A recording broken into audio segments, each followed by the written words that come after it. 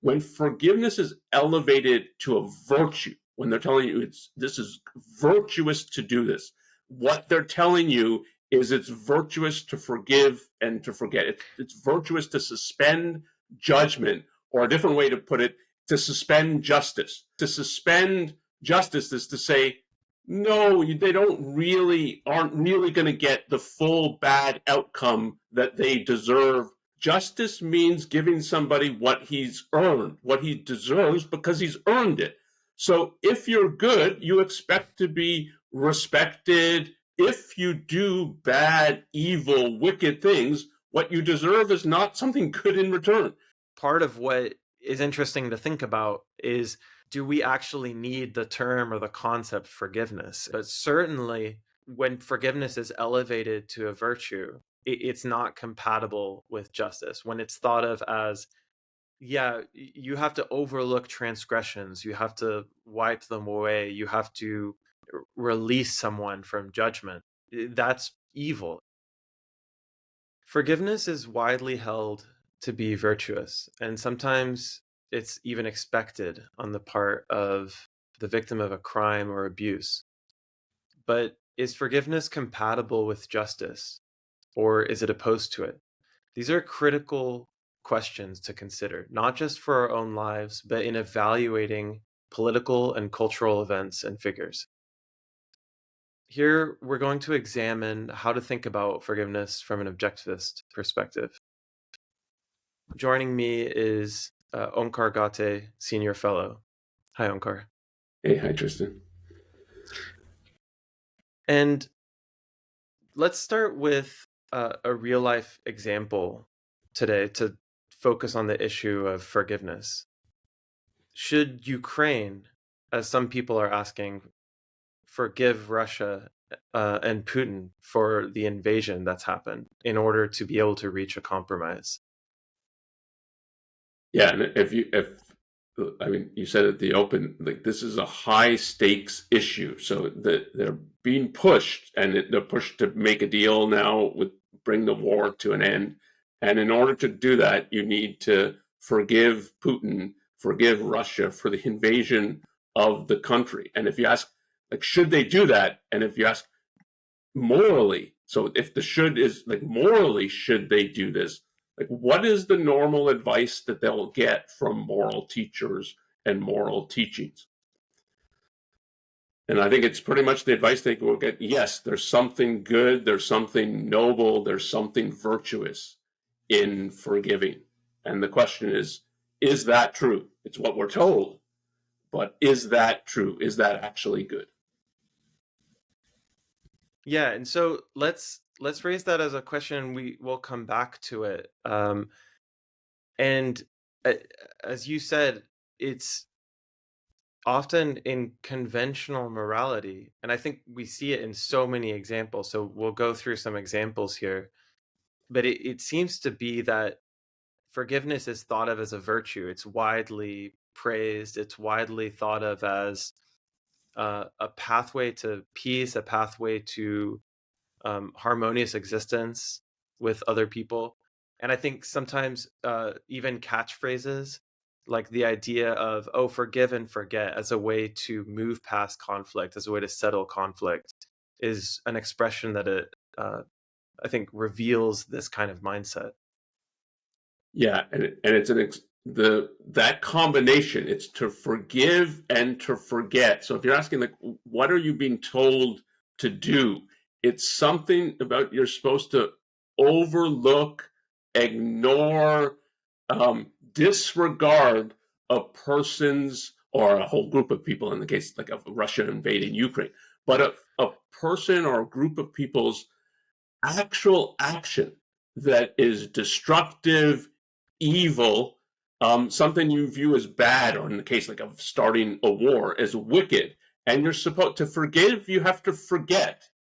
You have to overlook, you have to suspend judgment. And in that sense, and I think this is the important thing to hold, when forgiveness is elevated to a virtue, when they're telling you this is virtuous to do this, what they're telling you is it's virtuous to forgive and to forget. It's virtuous to suspend judgment, or a different way to put it, to suspend justice. That justice would require you to say, yeah, what has been done is evil, bad, wicked, and punishment and repercussions for that evil should follow, should ensue. That they've done something bad and what they should be met with some bad outcome. And if you're going to forgive or forget, it's to say it's to suspend justice, is to say, no, they aren't really going to get the full bad outcome that they deserve because they've earned it. And if you ask, like, how in the Western tradition, in the Western mind, did it become that you could think of forgiveness, like what is meant here, forgiveness as a virtue, as good? I think the answer is it comes from Christianity. Christianity injected this idea into the Western mind. Yeah, and so maybe we can look at a couple of examples from Scripture. So there's so many examples. Obviously, Jesus himself, I think, as we've discussed in the past, is emblematic of this idea of he's taking on people's sins and forgiving them for it. But even if we just look at specific quotes that I think express what you've just said, Onkar, of forgiveness as overlooking transgressions. So, for example, there's Proverbs 19:11. The discretion of a man makes him slow to anger, and his glory is to overlook a transgression. There's Matthew 6:14. If you forgive others their transgressions, your heavenly Father will forgive you. And Colossians 3:13. Bear with each other and forgive one another if any of you has a grievance against someone. Forgive as the Lord forgave you. And as you said, it's very clear, I think, in the Bible, and I think as part of the Christian worldview, that this is a diminishing of the standards of justice, or setting aside the standards of justice. And it's a demand to, let's set aside the judgment that would normally be appropriate in this case and overlook it, forget it, move on from it. And it seems quite explicit, actually, that that's the demand in the Bible. Yes, I think Christianity is explicit in this. And as you said, like, this is part of the whole view of Jesus as an exemplar. Like, he's the great exemplar of morality. We maybe can't equal what he did, but we can try to approach it. And to try to approach it is to shunt justice aside and engage in forgiveness. Like, it's not an accident that it's put his sacrifice on the cross is an act of forgiveness. It's not that we weren't sinners. We're sinners, remain sinners, but Jesus and God are going to overlook that. And if you ask how this manifested itself in various practices of the church, like, I've never been religious. I've certainly not been a Catholic, but I went to a Catholic school as in elementary school, and the idea of that they have confession and that the kids and the parents would go to confession. What it had this whole atmosphere is, I've committed a bunch of sins. I haven't done anything really to rectify them or to try to correct them, but I go into the booth and I confess so that I've done this. I get absolved somehow, so forgiven for it. And then I go about my week again, and I will commit other sins, and then once in a while go in and ask for being absolved for it. And that is that's a pretense of being concerned with morality. So justice is an aspect of morality, and if you think it's that easy you've done something wrong, and it's just, well, if I just confess and ask for forgiveness, then somehow everything's wiped away. That's a giant act of pretense, a pretense about that you're actually concerned with morality. But a pretense is like, if we forget and no longer admit that I did this wrong, then somehow it doesn't exist anymore. Like, it's wiped out of existence, and that's part of the whole view. And they say it makes it easier to live like this. And the question one has to ask is, easier for whom? Yeah, so in that sense, I think to go along with that, I think part of what is part of the pretense or enables the pretense is the idea that it enables people to live peacefully. And I think it's a suggestion that in this case that, and we'll come back to it in a moment, with the Zelensky case actually, and we can show a clip in a moment, that the idea that, well, forgiveness is a path to peace. It's a path to like mutual coexistence. And I think, as you said, when we actually make that question explicit, like who is it actually easier for, or like what does it actually enable? I think the answer has to be, well, it actually makes it harder for people who want to be good, people who want to hold themselves to the standard of justice, people who want to judge rationally. Because now you have cases where people whose transgressions are, being ignored. They're not being held to account for it. And that obviously has implications for if we're thinking about, well, what are you encouraging now? Like we're essentially saying, yeah, you can you can murder people, for in the case of Putin, for example, you can invade this country, you can murder innocent people, and then your slate will be wiped clean. Yeah. And any subversion of justice, any demand to put it aside is, if you ask, well, who does that aid and who does that harm?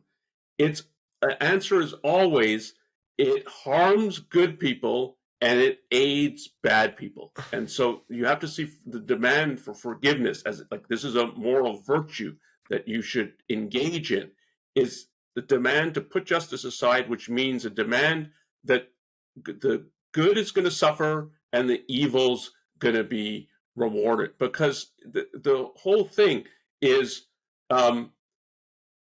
any good person wants justice. Justice means giving somebody what he's earned, what he deserves because he's earned it. So if you're good, you expect to be respected, admired, befriended, hired in a company because you're good. Like you're going to do a good job, you're a good person. This is what I deserve. And ultimately, it means I deserve to be happy. I deserve good things because I am good. And on the other side, it's what justice is about, that if you do bad, evil, wicked things, what you deserve is not something good in return. You deserve punishment, you deserve loss, you deserve to be penalized for this. And so all that it could mean to say, oh, but we're going to put that aside, we're going to overlook that, that all that can mean is that, okay, so the good people who earn what they've earned and deserve it, they're not going to get it or fully get it.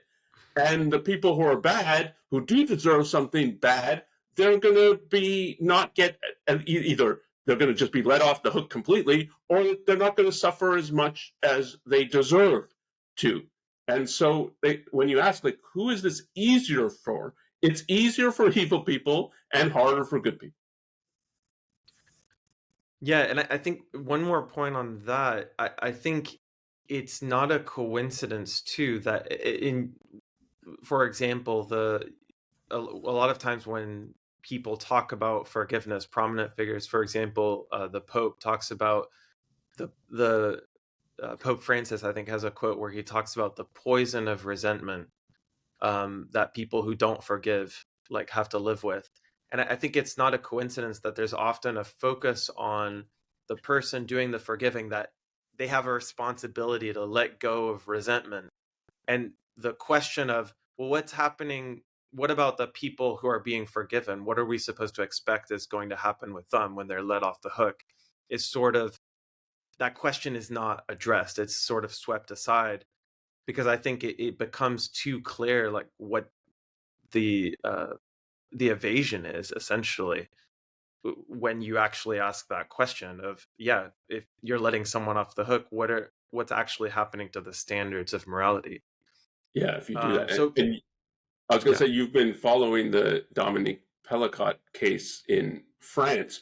And that is another case that made headlines about, because he was asking for forgiveness. And some of the stories that I read about this, the reporter was like, there's something outrageous about this, but they couldn't quite, I mean, they're reporters too, so they're not, it wasn't an opinion piece, but it was clear, like they thought there's something really wrong with this, but they didn't name it in the stories. And this is part of that, there is something really wrong with it. But for people not following this case in France, which is like a daily headline case in France, maybe fill them in a little bit about it.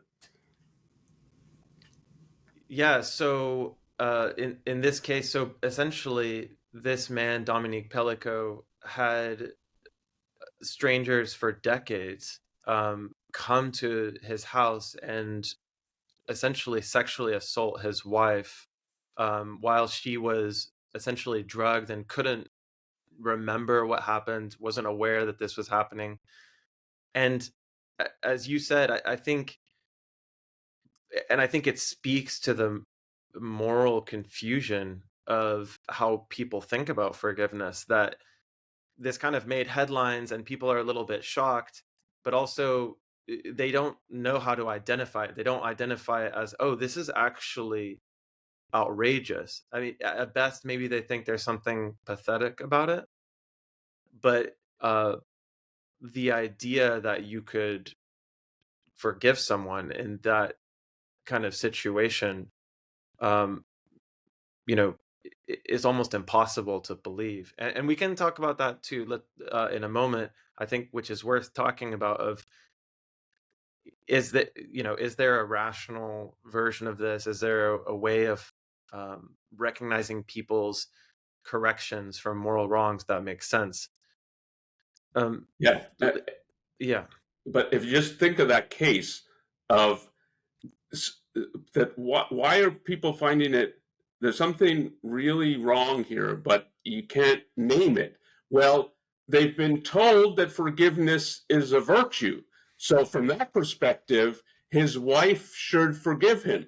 And I mean, as you said, like, this was decades-long behavior. She accidentally discovered that this was happening and then had the courage to testify about this in court and so on. So there's various reasons why it's like front page news in France and probably wider in Europe. When he's asking for forgiveness, if you ask the question, like, why? Why should he get forgiveness? And who does it make it easier for? Does it make it easier for her? Or does it make it easier for him? I want you to forgive me that what I did wasn't as evil as what it seems to be. And it certainly was as evil as it seems to be. And so, yeah, it would be easier for him. But that's just telling you that what forgiveness is about is the sacrifice of the good. What does it get her? Nothing. In favor of evil. Okay, he doesn't have to feel as bad and as wicked as he probably is feeling because he's been caught and exposed. So yeah, who's the forgiveness for? It's for him to make his life easier, to make the life of an evil person easier. Yes, absolutely. And I think this is part of why this is a helpful contrast to return to the Zelensky example. So this was from an interview with Lex Friedman. And I think we both agree that what's insightful about this example is that Zelensky's reaction is exactly right. And the outrage he expresses is what one should express at the idea of forgiving Putin. So let's play that clip for a moment. I understand, but unfortunately, the reality is that a compromise is needed in order to reach an agreement. In your understanding, the fact that he is in jailed after all the murders, he is not in jailed assuming all the murders, and no one in the world is able to put him in his place, send him to prison. Do you think this is a small compromise?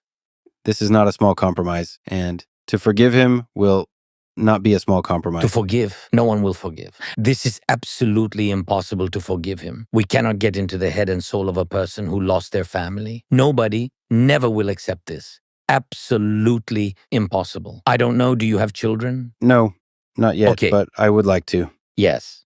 God bless. And this is the most important thing in life. And they simply took away the most precious thing from you, will you ask? Who ruined your life before going to rip their head off? I'm just curious. They took your child away. Are you going to ask who did this? And they will answer that dude did this. You will say, oh, well, then there are no questions. No, you will go fucking hell and bite their head off. And it will be fair. Can murderers be forgiven? So I think as this clip shows and suggests, what is horrific about the idea of forgiving Putin, as Zelensky said, is you have to completely just pretend as though what he did didn't matter, what the innocent people that he murdered, you have to completely sweep that aside, ignore them. And it makes it clear that any kind of forgiveness of Putin, in this case, the invasion of a country for essentially trivial reasons, and it's almost unbelievable to think about the human cost of what Putin has done, that will last decades.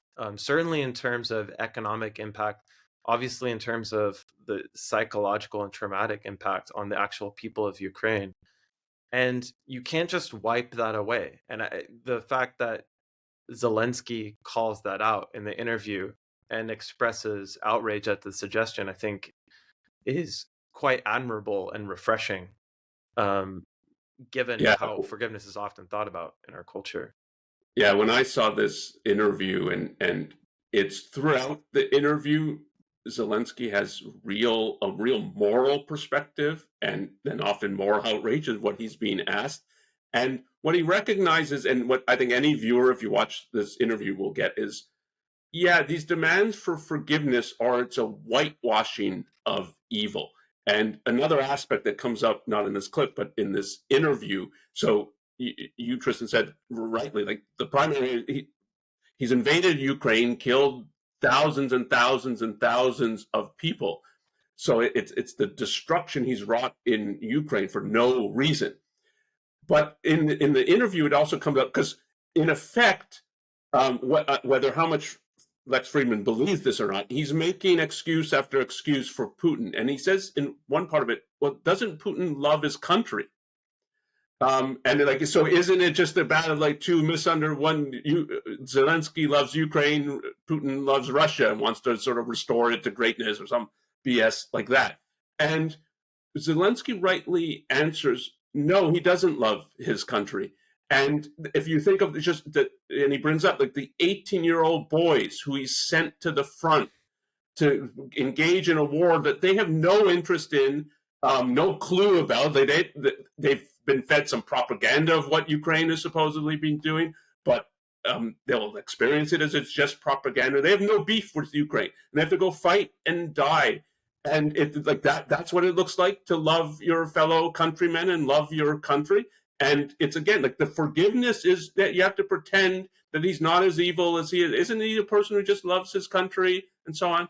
And if you thought that, then there would be the question, yeah, then why is he invading Ukraine? Like, you can't put these together. And that's the evasion and the whitewashing that it inherently demands when it's forgiveness in the sense of it's a virtue that's going to put aside justice. So I wonder if some viewers are having the same question that I've had when I started thinking about this topic from an objectivist perspective, which is, as with other confused concepts in our culture, concepts like selfishness, where people package it in irrational ways with, it's self-interested to cheat others and to take advantage of others in dishonest ways, versus, there's a rational conception of self-interest. Is there a rational conception of forgiveness, or is there a way of conceptualizing the issue of, you recognize that someone has corrected a transgression against you, or somehow restored a moral relationship with you, and is there a way to conceptualize that without having the Christian context, the self-sacrificial and altruistic context that forgiveness normally has. Yeah, and I think there is an issue here. I think it's best conceptualized as this is an aspect of justice. And the crucial thing is you have to rip out the whole issue from the Christian altruistic perspective that tells you to engage in self-sacrifice is good. And again, Jesus on the cross is like, this is the ultimate act of self-sacrifice. He gives up his life for the sake, and not even for good people, he gives it up for sinners. That's their image of what morality is. And anything then that's, when you're going to think about virtue, it's all going to be corrupt and perverted. But if you think then what justice really is about giving people what they deserve because they've earned it. And the reason to be really concerned with justice is that it's important to judge other people, to know who you're dealing with. That is, are you dealing with fellow good people, mixed people, bad people? And that's not an easy judgment to make, because human beings are complex and human beings have free will. But inherent in that means they can and will change over time. Thinking of it from the perspective of morality, they can become better or remain really good, but become better, or they can become worse. Like, they have the power of choice. And the fact that someone's good doesn't guarantee 2 years from now they're going to still be good. And from the perspective that sort of the issue or some of the phenomenon that forgiveness is supposedly giving you guidance about is bad people don't have to stay bad. And the fact that someone does something wrong is not like an indictment for the rest of their life that they've got a corrupt character and will always have it and so on. So if you're actually concerned with justice, you're concerned with thinking about these issues, including, crucially, how is somebody changing over time? And are they getting better or are they getting worse? And from that perspective, you can think of like some of what the phenomenon that forgiveness might be grappling with, if you take it outside of the Christian self-sacrificial context, is how to think about when people are changing and what do they deserve, what are they earning as a result of their changing. And that is an issue that you really have to think about in life. Yeah, and I know, Onkar, you've mentioned this to me before, and I think it's helpful to conceptualize this way and remind oneself of it, that it's also something that's relevant for self-assessment. Recognizing that you can change, but then also having an objective assessment of that. Like, how much have I changed? How much have I corrected of my past transgressions? And what should be my assessment of myself going forward?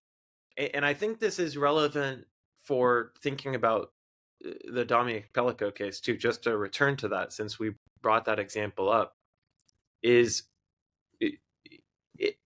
if we're thinking objectively of like, how would we judge this person, and what would have to happen for us to objectively be able to assess, this person has changed. Like, the person he was at the time of doing those crimes is no longer who he is. And I think there's a real question of, in that case, there's not a realistic pathway to be able to make that kind of judgment. And it's obviously not just from his demand for it.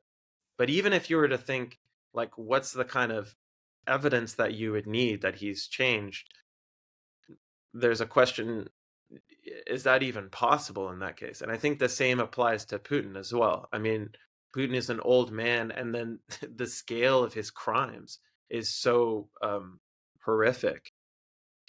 There's kind of question of, like, if we were thinking, what kind of evidence would you need to know that this person has corrected his moral wrongs?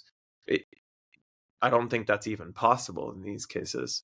Yeah, and yeah, it's the scale of the evil and the length of time over which you would have to make better choices to become a better person it would be so long for them that you would never have a perspective in like a normal human lifespan that, oh yeah, this person really has changed, they've corrected their wrongs and have built a better character. Like there's a meaning to building a character. It takes place over time through a lot of choices and through a lot of actions, and you don't have that time anymore. But I would say even more for somebody like Putin, the evil's so enormous that you if he's not psychotic, he still has a power of choice. But of even trying to change, he would be faced with, yeah, but I've done such enormous evil to so many people. And part of the changing is like I'm going to make better choices, but part of those better choices is I'm going to try to make amends, restitution for the harms I've caused to good people. And like what could Putin do now, given all the evil he's committed? So he would have like, I need to make restitution, but it's impossible to like. You never can fully make amends for wrongdoings because the person suffered, and you can't sort of snap that suffering out of existence. So you can make amends. You can't fully restore the person to where he was prior to you committing some act of evil against him. But you can try to make some amends for it. But the evil is so enormous that like, what could you do? You've killed hundreds and millions, hundreds and thousands of people.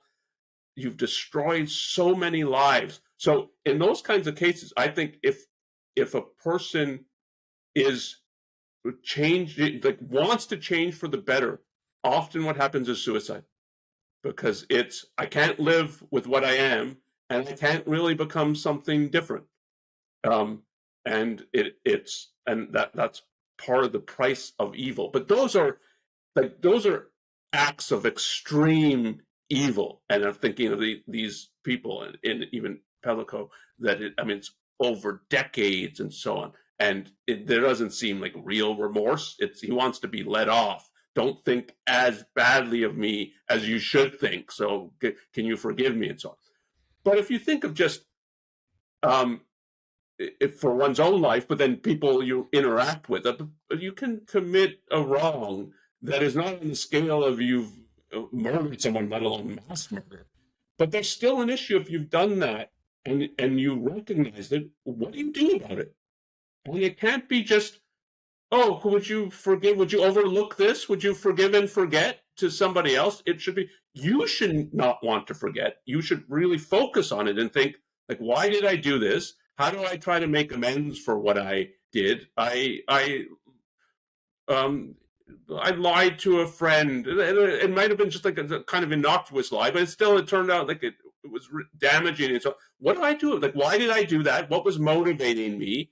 Those aren't good motives. How do I get those out of my character and so on, that they won't tempt me in the future? And then what amends did I make? Did I apologize? Did I try to, if it was a damage to a relationship that he had, did I try to repair that and say, no, he wasn't at fault, it was me, and don't hold it against him? So, like, what did I do? And you don't want to forget, you want to address it, not push it aside. And you don't expect the other person to forget either.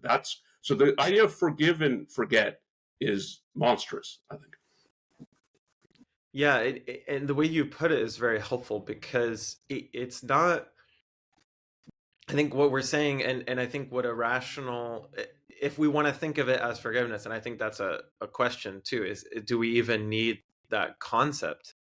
But certainly if we're thinking of the justice of you're correcting past moral wrongs, and have you actually corrected those things? Have you earned a better moral status? It's not, oh, now we're gonna forget it because now you're better, and so now it's like we still acknowledge that you transgressed in the past. And that's important because we need to ask, like, why did you do that? Where did it come from? And has that really changed about the Yeah. person now? That to think, well, okay, that's no longer there in the person. Right. And I think a rational approach to judging oneself and judging other people is, okay, we have to assess, like, what led you to make that choice, and are those motivations still present with you? Are you addressing them, and so on? For example, if you have a partner and your partner cheated on you, it's not, okay, now I'm just going to forget that happened because you said you're a better person and you're going to therapy. It's also, okay, let's talk about, like, what led you to make that choice. Do I think you would make that choice going forward? That's what justice would require, is taking all of those facts into account. There's an interesting example that I wanted to bring up also, to give an example of someone that I think can and should be forgiven, and has a pretty interesting perspective on himself, and that's Mosab Hassan Yousef. And so he's a writer, but he grew up as the son of one of the founders of Hamas, and he, from an early age, and when he was a teenager, he would throw rocks at Israeli soldiers. He would participate in giving people weapons to commit attacks and strategizing. And then at a certain point, he realized the wrongness of what he was doing. He realized that he was complicit in hurting innocent people, in undermining a fundamentally just society. And it's really beautiful and admirable, actually, to read his story of how he comes to realize that and decides to work with the Israelis. And I think part of what's interesting about that example is that when he talks about his own story, he doesn't ask anyone to whitewash or pretend that he didn't hate the Israelis. He wasn't a part of, like, enabling their attacks. And part of his own account of why he did what he did, it was preventing future suicide attacks and preventing other Hamas attacks, was part of him coming to terms with himself of, how can I correct, like, the damage that I've done in the past? Yeah, it's an interesting story. I think you've read more of it than I have, but you're saying, like, part of what's interesting about it is, there's no perspective of, I didn't really do what I did in the past, so just forget about that. And he wants to confront it. And if you ask, like, in this kind of case, is forgiveness possible? The details are relevant. So it's relevant that, like, part of what's monstrous about the Palestinian territories is the way they indoctrinate the kids into hatred, into this cause. So that's part of his education, is they're taught to hate Israeli. Like, everybody does. We're going to throw rocks at the Soviet. Everybody knows they're evil. They're never really told accurately, like, what have these soldiers done? What's the history of the conflict, and so on. So he's, and you can sympathize with a child brought up in that, educated in that kind of environment, that you would become this. And part of him overcoming that is he's caught and imprisoned by Israel or Israelis, and in prison he and he's with fellow Hamas sympathizers and militants in the prison. And what he's been taught is, okay, so we're the good guys, and the Israelis and the guards are the bad guys. And what he came to see is, but the militant Hamas, like, they torture the prisoners. And so, because they're trying to get everybody to be as militant as them. Anyone who's, for any reason, including completely bogus, spurious reasons, labeled a collaborator, they're going to be tortured, even killed. And it was like, that's the evil, and it's not these soldiers. And, like, that's a first-handed, as he's getting into adulthood, assessment. And again, like, if so you can see the work being done to change his views, and that it's a real first-handed change, not, okay, I'm going to act this way to get out of prison or something like that. And then, as you said, and then he does something to actually try to make amends for the way in which he's helped attacks on innocent Israelis and on a more civilized place, and he becomes a spy for the Israelis. And so, like, this is a person who's not, forgive me, forget about what I did and just forgive me because I want to feel better about myself. It's, no, I've done something really wrong and I have to do something about it. And in that way, when forgiveness is talked about in the sort of objectivist work literature, it's put, you have to earn it. And that's what's stressing. Like, this is just an aspect of justice. If you really want to change and you want people to see and acknowledge the change, one, you have to actually change and put in the work. And that's part of his story. You see part of the work going in and the thinking going in. And then you have to demonstrate to the people who you've wronged, look, you have reason to think I've changed. You might, like, from an internal perspective, know you changed, but how are they going to know you changed? So you have to demonstrate in action.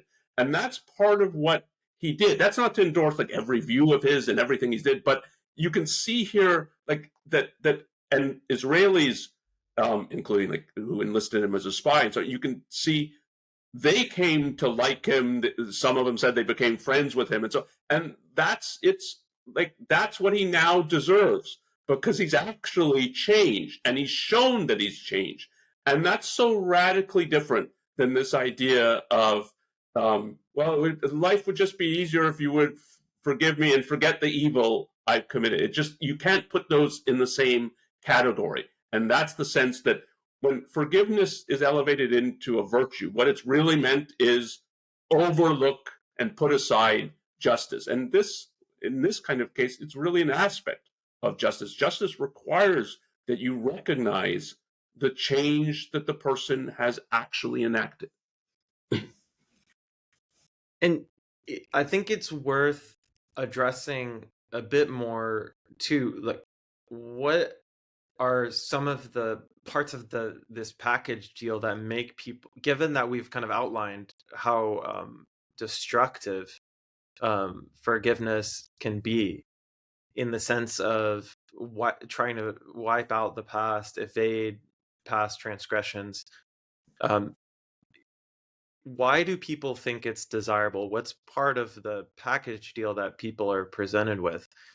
And I think one reason that I see a lot, and it's certainly with, particularly with victims of abuse or victims of crimes, that there's a sense that, well, if you don't forgive a person who transgressed against you, then you're or if you don't have a general practice of forgiving, then you're constantly preoccupied with evil and injustice. You're consumed by it. You're consumed by resentment.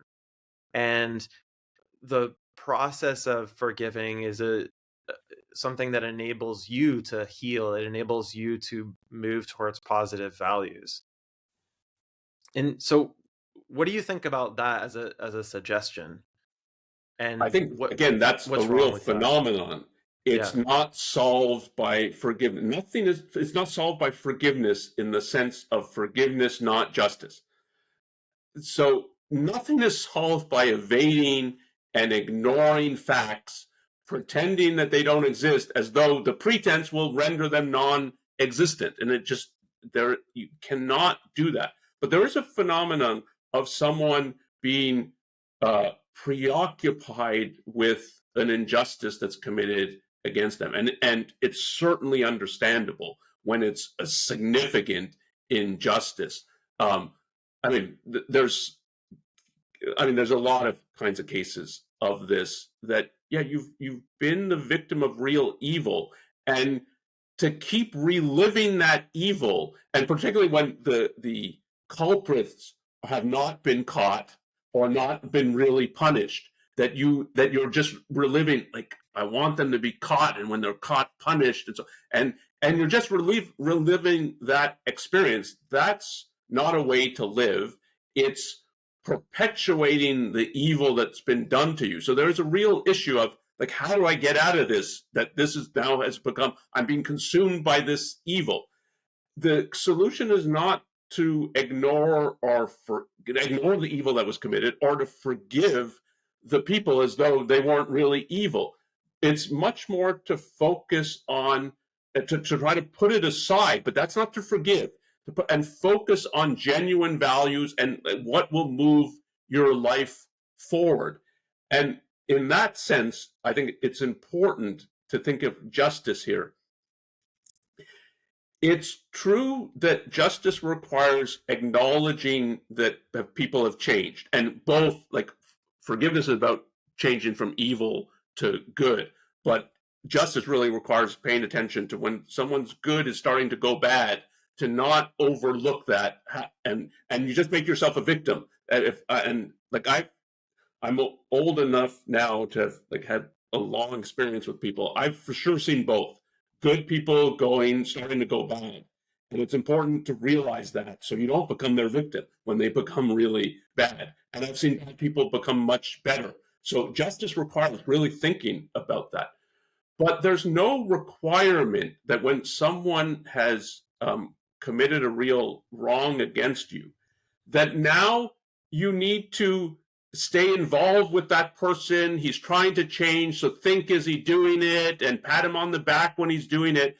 And one of the reasons why is just being around the person can trigger the experience and the memories of the evil, and so, and that's a way in which you can stay preoccupied. So I think one thing people do, which is not forgiveness, is when they say they have to move on, they might move if it was an evil committed, like they've been a violent crime in this city, I'm moving to the country, or I'm moving to a different city, or so I won't be constantly reminded of this thing. I can focus on positive, and that's rational to do that. And the same is true of people. You brought up that if you're in a relationship and the person cheats on you, a lot goes into thinking, is this a relationship I want to try to repair, and so on? And it's a rational thing to think, no, this person really wronged me. I'm finding it harder to trust people.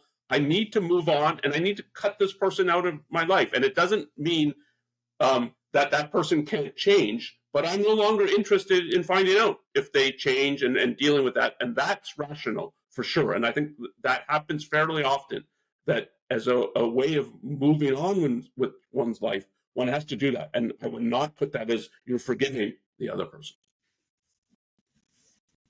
Yeah, and I think it's so important to think about that, and I think particularly in our culture, because forgiveness is often elevated to a virtue, that I think part of what ends up happening is a lot of people end up in either in romantic relationships or in friendships, maintaining relationships with people that don't actually deserve to be in a relationship with you, or even if they've corrected themselves, thinking that you owe it to them or something because they've corrected themselves, whereas a really rational, egoistic approach would say, well, the first thing is it worth your time? Is it really in your self-interest to maintain a relationship with that person? And even if you think that someone has become a better person, you don't need to maintain a relationship with them just on that account. And as I think we talked about earlier, part of the distortion that happens with the concept of forgiveness as it's used in our society is, I think it makes it harder to separate those issues. And I've seen it firsthand with friends, where it's sometimes thought of as, oh, well, like, I've improved myself, like, can't you forgive me and let this go, and can't we continue our relationship? But as you said, that's not what justice demands at all, that you have to continue with a relationship with someone, even if it's true that they've corrected their past wrongs. And I think that's very important. Yeah. So yeah, go ahead.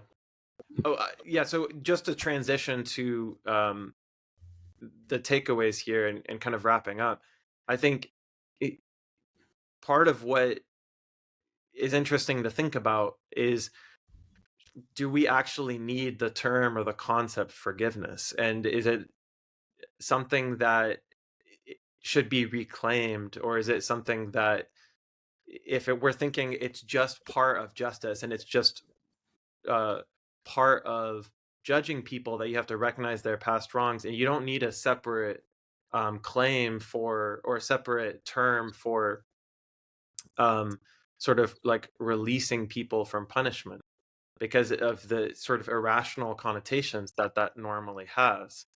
I think that's an interesting question, but certainly when forgiveness is elevated to a virtue, it's not compatible with justice. When it's thought of as, yeah, you have to overlook transgressions, you have to wipe them away, you have to release someone from judgment, and that's evil. It's a demand for self-sacrifice of one's judgment, and it's ultimately a sacrifice of the good for the sake of letting evil off the hook and helping people escape justice, helping people evade the demands of justice. Yeah. Yeah, I actually, so on the issue of like, do you even need this concept? I don't think in terms of forgiveness. I think in terms of what judgment is now warranted. And it's not that I'm changing my judgment in the sense that I thought what this person did was wrong, but I no longer think that or something, or I'm overlooking that. It's rather, yes, but the person has actually done things that now the judgment is he's a different person in the relevant way here, that I'm not going to hold on to my past judgment in defiance of the fact that he's changed. And that's what justice requires. And it requires this ongoing evaluation, both of yourself and other people. That's what morality is about. It's not like, oh yeah, like I was good when I'm 15 years old, so that's all that matters. And now, like, whatever I do, I'm just going to hold on to, I'm a good person. Well, no, are you a good person now? And what have you done since you're now 40? Like, what's those intervening years, and what did you do? Are you entitled to view yourself still as good, even if you were good when you were 15? And that's what justice and what pride is about. And in that sense, like, this should be an ongoing issue, not once in a while. Like, do I update my judgments about people and so on? And that's part of why I don't think of it as that you need some separate concept, because I think of this as integral to what justice as a selfish virtue, as a virtue of you're actually, what you're trying to do is advance your own self-interest. You have to continuously be thinking about people and where they stand in relation to morality, what their character is now. And it's relevant, but it doesn't, that their character was good or bad 10 years ago, doesn't tell you everything you need to know about what they are now. Yeah, and I think something you said earlier, Onkar, was very helpful, and I think to frame it as it's a causal perspective. When you said it's not just words or it's not just thoughts, but it's also one's actions, and it's an objective assessment over time of how is this person behaving? How are you behaving? How is the person that could be forgiven, if we want to use that concept, how have they acted now, and how are they going to act in the future? And I think it's helpful to think of it as it's a causal perspective. It's an assessment of what are the choices available to someone at various times, and what kinds of choices are they making given what's available to them. Yes, if you think of it as you have to build your character and other people build their character, and the building is stressing, yeah, there's a real causal perspective here. And it's stressing that thought is not enough.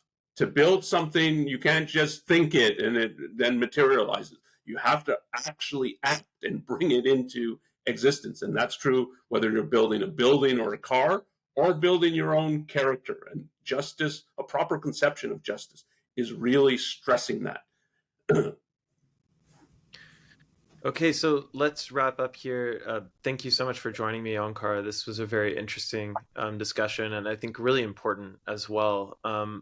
So some of the resources that I think are worth bringing up, relevant to our topic, are several of the lexicon entries from the Ayn Rand lexicon, which were compiled by Harry Binswanger. There's the entry on mercy, the entry on justice, and the entry on moral judgment, all of which we would recommend as a starting point for the thought and reading on this. If you enjoyed this podcast, please subscribe to our channel on YouTube and click the bell to get notifications for when we go live or post new recordings. If you are watching the recording, please like or comment on or share the episode. And please do consider doing the same if you're watching on Facebook. If you have questions or comments about today's episode, or you have suggestions for future episodes, please email us at newideal@aynrand.org. We read all of your emails and reply to many. Thank you.